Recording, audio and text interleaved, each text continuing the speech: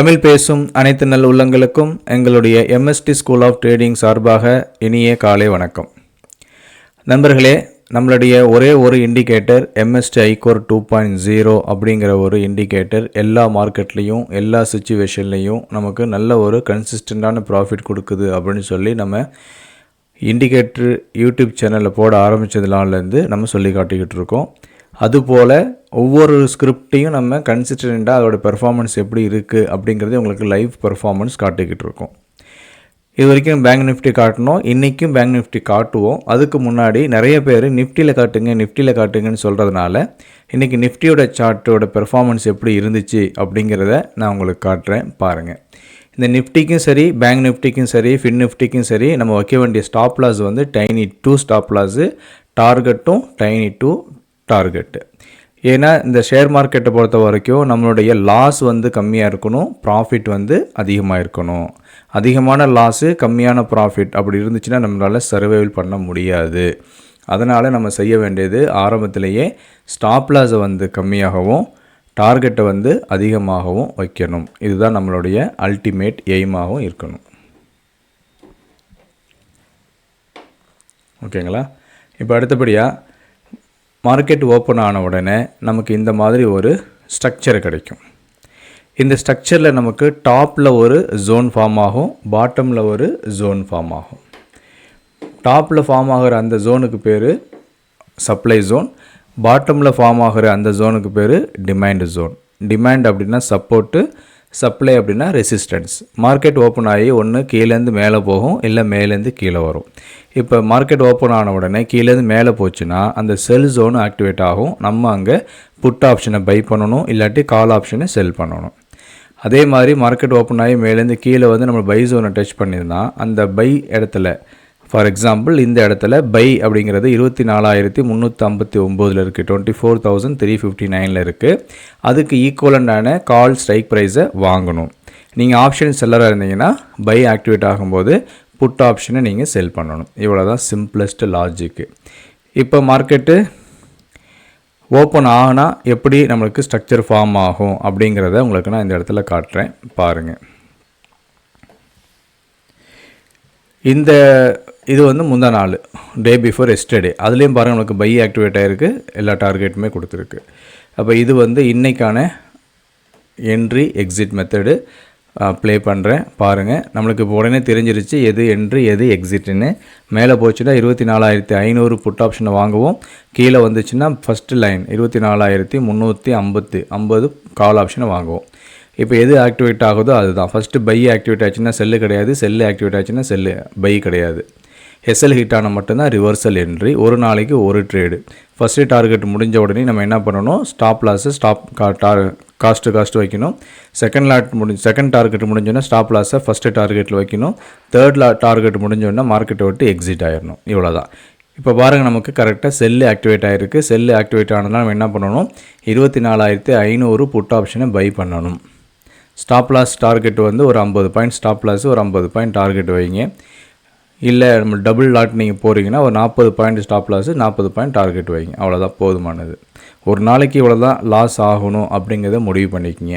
இல்லை நான் இண்டிகேட்டரை ஃபாலோ பண்ணுறேன் அப்படின்னா இந்த இடத்துல நம்முடைய இங்கே செல் ஆக்டிவேட் ஆகி 24,519 நமக்கு செல் ஆக்டிவேட் ஆகிருக்கு.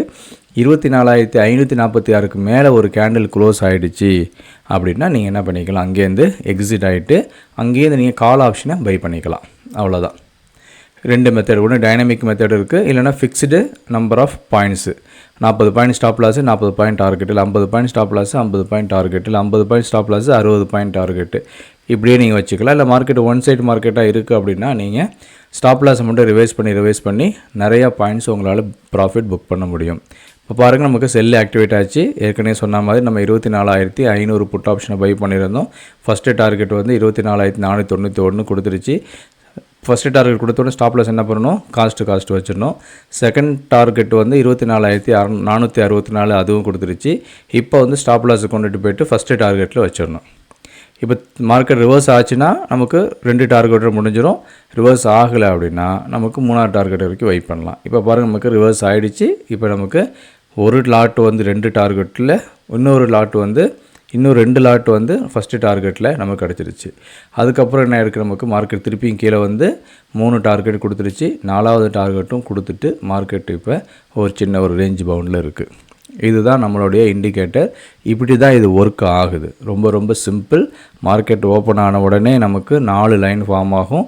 டாப்பில் 2, பாட்டமில் 2. டாப்பில் இருக்கக்கூடிய அந்த லைனுக்கு பேர் சப்ளை ஜோன், பாட்டமில் இருக்கக்கூடிய அந்த லைனுக்கு பேர் டிமாண்டு ஜோன். டிமாண்டு ஜோனுக்கு மார்க்கெட் வரும்போது நம்ம அதுக்கு ஈக்குவலான ஸ்ட்ரைக் ப்ரைஸை பை பண்ணணும், இல்லைன்னா அதுக்கு ஈக்குவலான புட் ஆப்ஷனையோ கால் ஆப்ஷனையோ செல் பண்ணணும். டிமாண்ட் ஜோனுக்கு வரும்போது புட் ஆப்ஷனை செல் பண்ணணும், கால் ஆப்ஷனை பை பண்ணணும். சப்ளை ஜோனுக்கு வரும்போது புட் ஆப்ஷனை பை பண்ணணும், கால் ஆப்ஷனை செல் பண்ணணும். 2ல் ஒன்று நீங்கள் பண்ணிக்கலாம். இப்போ பாருங்கள், கரெக்டாக நமக்கு 4 டார்கெட் கொடுத்துருக்கு. நம்மளுடைய ஒவ்வொரு லைனுமே அது சப்போர்ட் எடுத்துக்கிட்டு மார்க்கெட்டு கீழே மேலேயும் போய்கிட்டு இருக்குது. பாருங்கள், நான் க்ளோஸ் பண்ணிக்கிறேன். போதும்.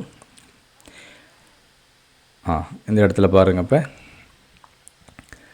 ஸோ நமக்கு வந்து பர்ஃபெக்டாக பக்காவாக நமக்கு 3 டார்கெட் கொடுத்துருக்கு. இது வந்து 4வது டார்கெட். 4வது டார்கெட் எங்கே சார் இருக்குது அப்படின்னா, நீங்கள் செட்டிங்ஸில் போயிட்டு அப்படியே ஸ்க்ரால் டவுன் பண்ணுங்கள்.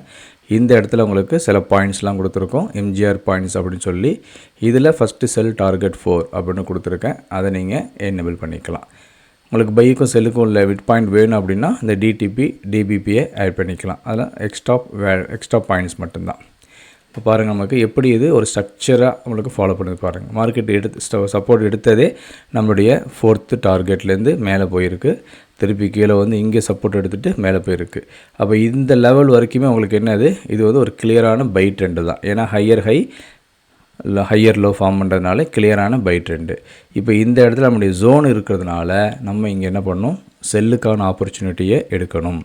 அதுக்கப்புறம் பாருங்கள், இது ஒரு ஹை வச்சுருக்கு, இது ஒரு லோ வச்சுருக்கு, அடுத்த ஹை வந்திருக்கு. இந்த ஹை வந்து ப்ரீவியஸ் ஹையை பிரேக் பண்ணவே இல்லை. அப்போ நம்ம என்ன பண்ணலாம், அடுத்தடுத்த டார்கெட்டுக்காகவும் வெயிட் பண்ணலாம். அப்போ இப்படியும் நீங்கள் என்ன பண்ணலாம், ப்ரைஸ் ஆக்ஷனை நீங்கள் கற்றுக்கிட்டு இந்த இண்டிகேட்டர் மூலயமா ஒரு சப்போர்ட்டிங் டூலை வச்சுக்கிட்டு ஒரு கன்சிஸ்டண்டான ப்ராஃபிட் எடுக்கிறதுக்கு நீங்கள் யூஸ் பண்ணிக்கலாம். இது போல் நீங்களும் ப்ராஃபிட் எடுக்கணும், பயம் இல்லாமல் ட்ரேட் பண்ணணும், ஏற்கனவே விட்ட லாஸ்லாம் நீங்கள் ரெக்கவர் பண்ணணும் அப்படின்னா அது ஓவர் நைட்டில் முடியாது.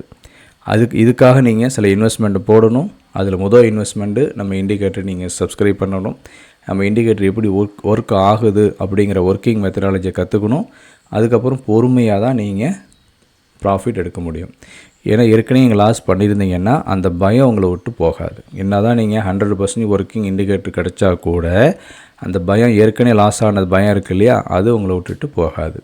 சரி, இப்போ நான் வந்து உங்களுக்கு இது காட்டிட்டேன், இது நிஃப்டி காட்டிட்டேன். என்னாச்சு சார் உங்களுடைய ஃபேவரட் பேங்க் நிஃப்டி அப்படின்னு நீங்கள் கேட்கலாம். அதுக்கு என்ன பண்ணுறேன், மறுபடியும் பேங்க் நிஃப்டி சார்ட் எடுக்கிறேன். அதில் என்னாச்சுன்னு சொல்லி நீங்களே பாருங்கள். அன்றைக்கி நமக்கு செல்லு ஆக்டிவேட் ஆகலை. அப்போ என்ன பண்ணணும், மார்க்கெட் ஓப்பன் ஆகணும்னா ரீசெட் கொடுக்கணும். ரீசெட் கொடுத்தா தான் நம்மளுக்கு ஃபஸ்ட்டு பை ஆக்டிவேட் ஆயிருக்கா செல் ஆக்டிவேட் ஆயிருக்கான்னு தெரியும். வழக்கம் போல் நம்ம செய்ய வேண்டியது tiny 2 stop loss, tiny 2 target. இப்போ நமக்கு இது என்ன ஆக்டிவேட் ஆகிருக்கு, பை சைடு தான் வந்து ஆக்டிவேட் ஆகிருக்கு. அப்போ நம்ம செய்ய வேண்டியது ஃபஸ்ட்டு பையோட டார்கெட்டை எனேபிள் பண்ணுங்கள், செல்லை தூக்கி விட்ருங்க. பை ஆக்டிவேட் ஆச்சுன்னா செல்லு கிடையாது, அவ்வளோதான். இப்போ பாருங்கள் என்ன ஆயிருக்குன்னு சொல்லி. இப்போ நம்மளுக்கு ஃபஸ்ட்டு என்ன ஆக்டிவேட் ஆகிருக்குன்னா இந்த இடத்துல பை ஆக்டிவேட் ஆகிருக்கு.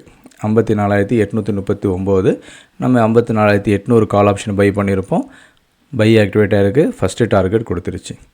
அதுக்கு அடுத்தபடியாக செகண்ட் என்ட்ரி எடுக்கும்போது நீங்கள் என்ன பண்ணணும், உடனே அந்த பை ஜோனுக்கு வரும்போது எடுக்காமல் வெயிட் பண்ணுங்கள். இந்த கேண்டிலை பாருங்கள். இந்த கேண்டில் வந்து ஒரு பிக் சைஸு ரெட்டு கேண்டிலாக இருக்குது. பேரிஷ் செல்லர் வந்து அதிகமாக இருக்காங்க. அப்போ மார்க்கெட்டை ரிவர்ஸ் ஆக விடுங்க.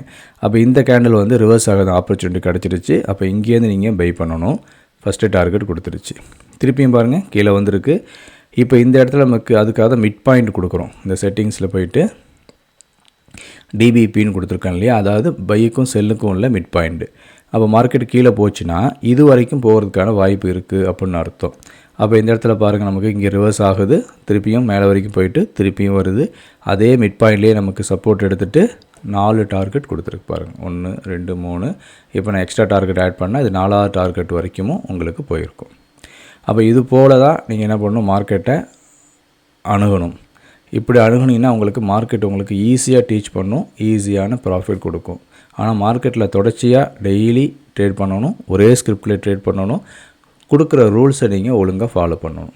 அப்படி ஃபாலோ பண்ணலைன்னா என்ன தான் இண்டிகேட்டர் வாங்கியிருந்தாலும் நம்மளால் ப்ராஃபிட் எடுக்க முடியாது. அப்போ உங்களுக்கு பயம் இல்லாமல் ட்ரேட் பண்ணணும். எனக்கு தான் பை எடுத்துட்டேன், நான் என்ன பண்ணுறேன்னு எனக்கு தெரியல, செல் எடுத்துட்டேன், என்ன பண்ணுறேன்னு தெரியல அப்படிங்கிறவங்களுக்கு இந்த இண்டிகேட்டர் வந்து ரொம்ப ரொம்ப ரொம்ப ரொம்ப ரொம்ப யூஸ் ஆகும். உங்களுடைய அனைத்து நாட்களும் இது போன்று லாபம் தரக்கூடிய நாட்களாக அமைவதற்கு உடனடியாக எங்களுடைய யூடியூப் சேனலை சப்ஸ்கிரைப் செய்யுங்க. நம்முடைய ஃப்ரீ டெலிகிராம் சேனல் இருக்குது, எம்எஸ்டி ஸ்கூல் ஆஃப் ட்ரேடிங். அதுலேயும் ஜாயின் பண்ணிக்கங்க. விருப்பம் உள்ளவங்க நம்முடைய இண்டிகேட்டரையும் சப்ஸ்கிரைப் பண்ணிக்கங்க. மே மந்த்து உழைப்பாளர்கள் தினத்துக்காக நம்ம ஆஃபர் கொடுத்துருக்கோம். விருப்பம் உள்ளவங்க யூஸ் பண்ணிக்கங்க. வாழ்த்துக்கள். நன்றி.